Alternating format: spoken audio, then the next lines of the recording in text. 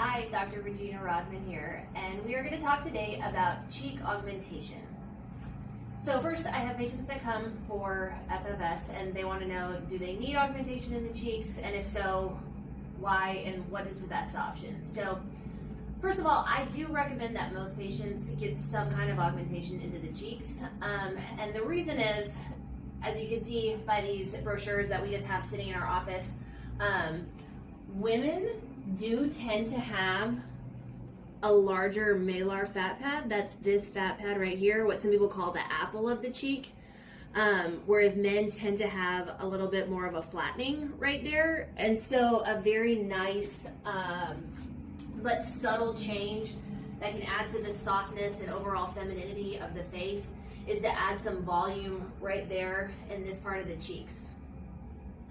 So I do recommend that most patients get some kind of augmentation there. Question 2 is, what kind of augmentation should I get? Should I do fat grafting or should I do cheek implants? Well, there's pros and cons to both of them. I personally usually prefer fat grafting for most patients, and the reason for that is I have a little bit more flexibility with that. I can move it around to a couple different places in the cheeks and be a little bit more artistic with it. What I like to do is, as I said, it's usually this malar fat pad that needs to be supplemented in transgender women, but some patients will also need a little bit in the cheekbone area and up in the temples to just kind of soften and round out the face. With fat grafting, I'm able to put it in all of those places. I'll often also put a little bit in the lips, which just helps fill out the lips and make them a little bit more full, which patients tend to like. The disadvantage to fat grafting is that not all of it takes. And so I know that 50 to 80% of the fat will take, 50%, 80% of the fat that I put in a patient is going to stay permanently. The problem is I don't know for every individual patient if they are going to be the 50% or the 80%.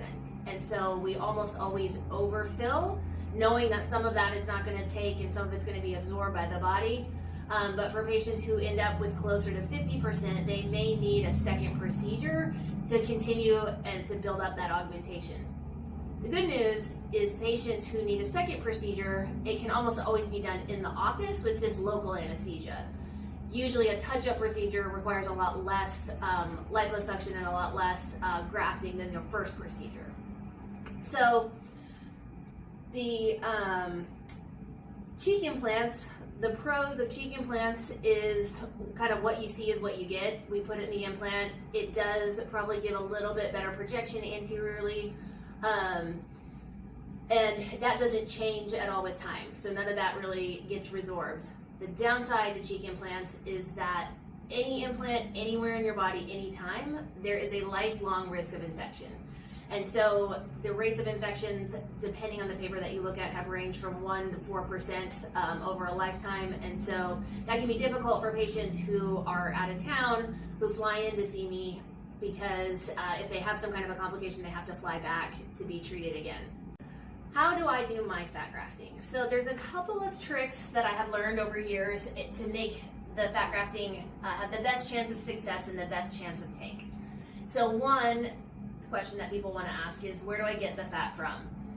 It depends. So if we are doing a procedure where, like a buccal fat pad removal or a cervical lipectomy, or removing fat from the submental area in order to help better contour the jaw, I like to use that fat, ideally, because that's fat that's native to the face, and I think it has a slightly different texture and a better take rate.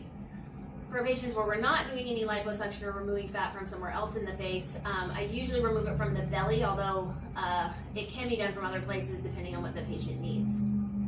I always, in a facial feminization case, harvest the fat early so that it has a lot of time to settle. I have a special method where I allow the fat to drain out on a series of special sheets that absorb the red blood cells, some of the plasma, everything that basically is not fat gets filtered out, but it takes a lot of time.